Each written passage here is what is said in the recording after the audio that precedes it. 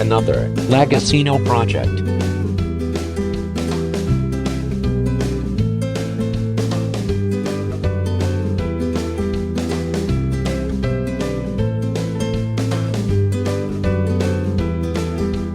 What is Lagosino up to now?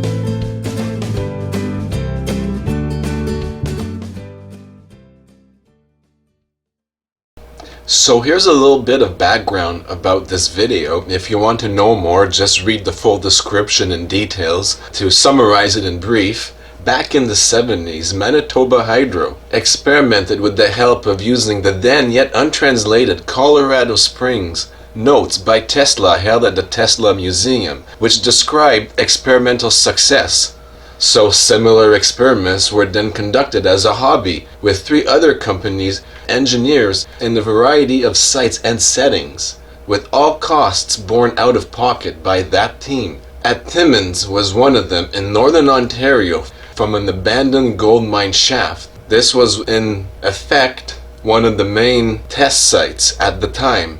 The National Research Council of Canada, National Defence, and Hydro-Quebec took an interest in this Tesla technology.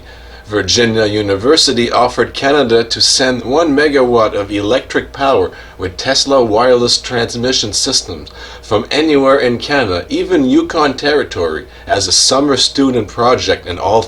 Son of a Falconbridge engineer, Tim Richardson of Timmins, Ontario, wanted to use an abandoned mine to send power without wires to anywhere that it needed. He reasoned that if Tesla had constructed a deep shaft for his tower, then a mine shaft could be converted for this purpose as well, and that only the top part of the tower would need to be built over it.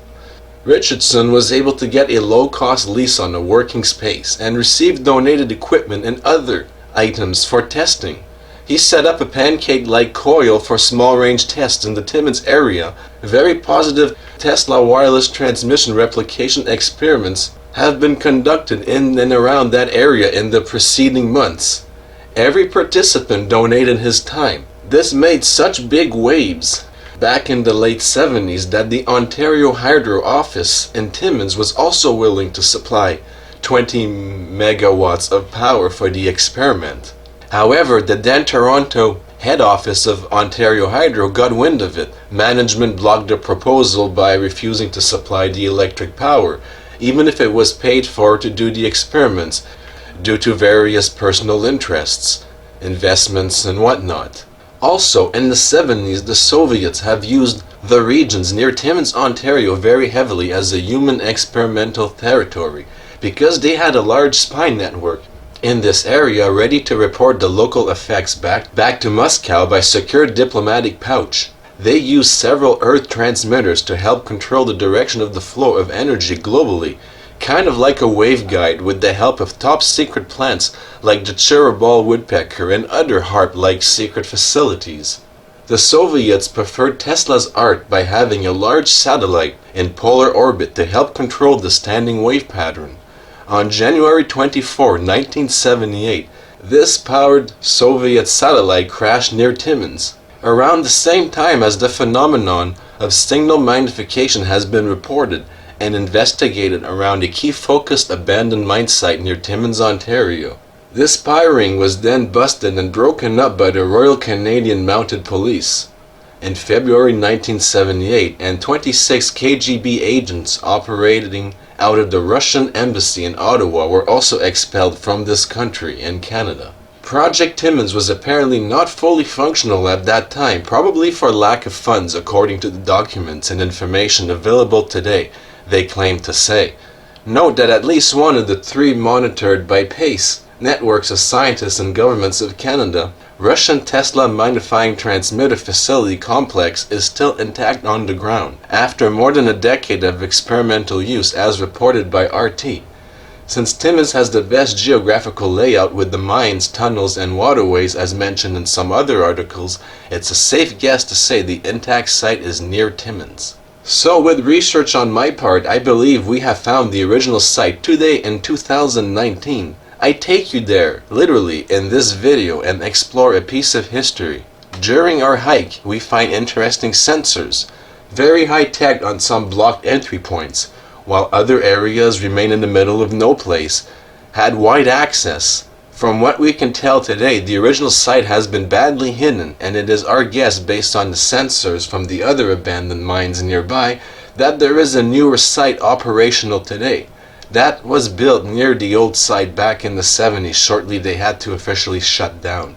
It is our estimate that based on what we saw, the original site could be restored to working state within a week or so, should there ever be a World War III or some other terrible disaster where they would need this sort of thing. We found near one of the mines what looked like some EMF testing point with some army-style magnetic loop at the ground level.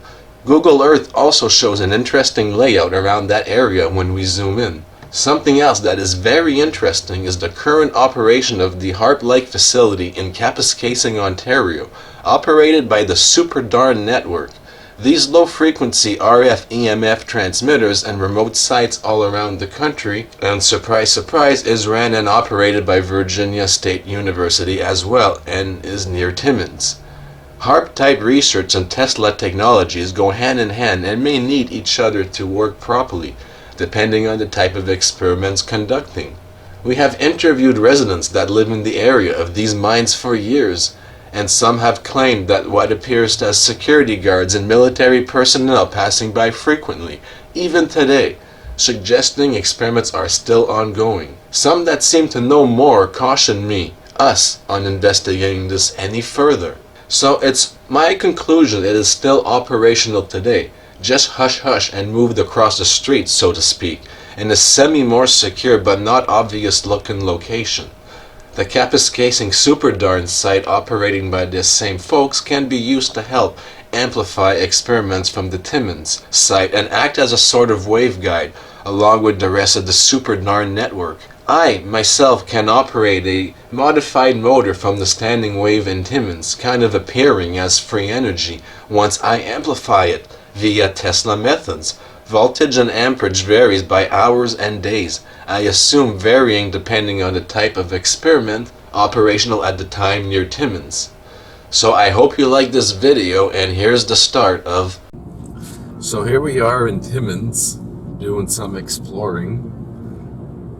Gonna go check out some old abandoned mine sites.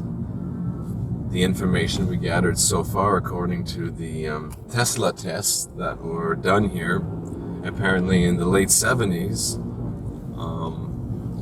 you know, they say they shut it down because they were threatened by Ontario Hydro, the Toronto office at the time, actually threatened to something about disconnecting Timmins, basically the big mines, from the service, and they needed it. So it was a time where near the after the Big Depression, you know, so the government was basically in the hole, and big companies like the electric company had more money than them, so they were able to threaten them this way. So the Trudeau government at the time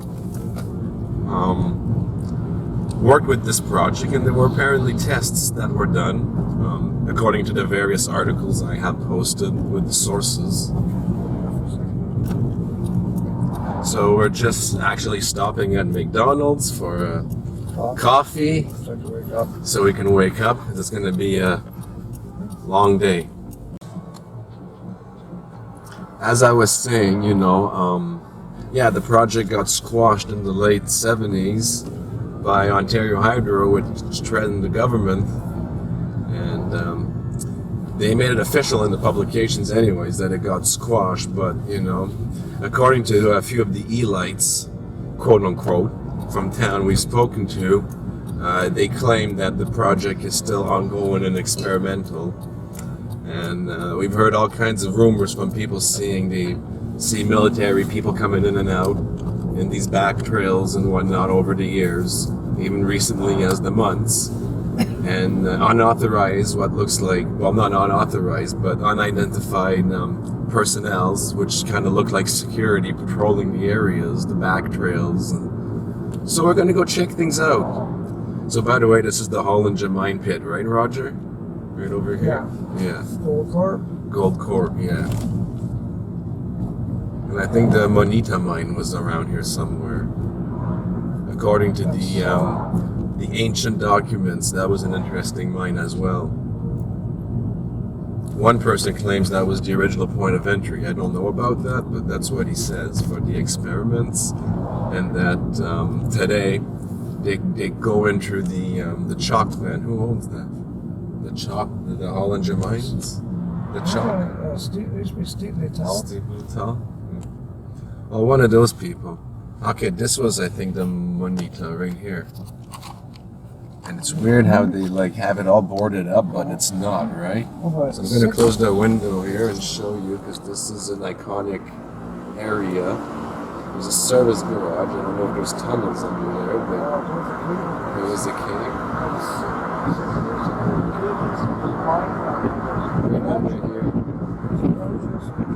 They closed it down. But many years. But there's probably still access to tunnels down there, because they say there's a lot of gold. Oh, there was a major cave in. It was 40, 50 years ago. Yeah. And a whole bunch of school buses fell in. Fell through because that was the service garage? So deep. Well, that was before it was a garage. They were storing a bunch of buses there, and they couldn't even retrieve them. It went down a few hundred feet. Feet down, yeah.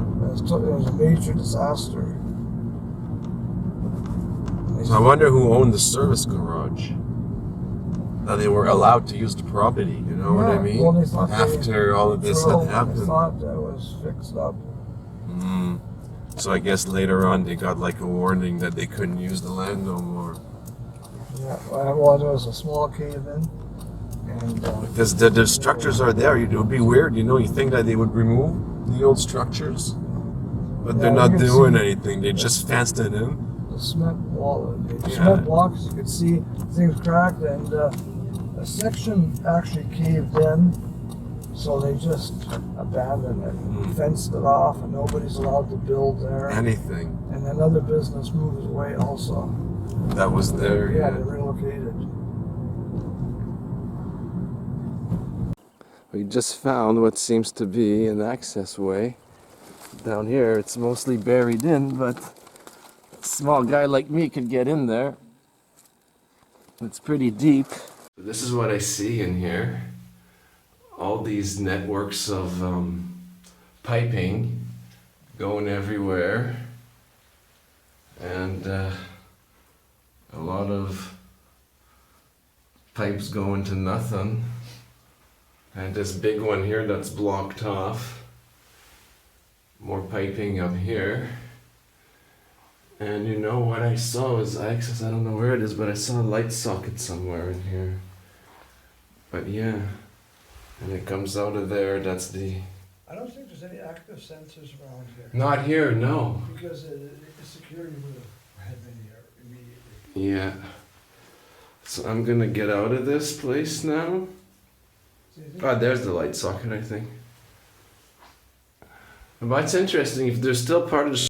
Here's a fragment we found, which seems to maybe further support experiments here, which could have been used as insulators, isolators, and this works as a really good insulator, and good connection points for like thousands of volts. And this is not something you would... It still turns. Still turns, you know, connection points, you know. This is a really major voltage capability here. It's like not even 30 years old. No, that was from a recent, okay, that was isolators. That's in good shape still. Yeah, wow. Yeah, this is not like 50 years old. No. This was in the fragment of the stuff too. Yeah, all right. That's a good find, isn't it?